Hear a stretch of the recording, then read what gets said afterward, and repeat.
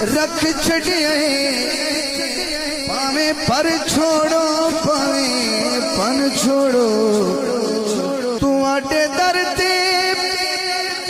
कासा रख छड़िया पावे पर छोड़ो पावे पन छोड़ो असी मंगते तू आड़ी चौखट दे साथों दर दर जाया असी मंगते तू आड़ी चौखट दे साथों दर दर जाया नहीं जागा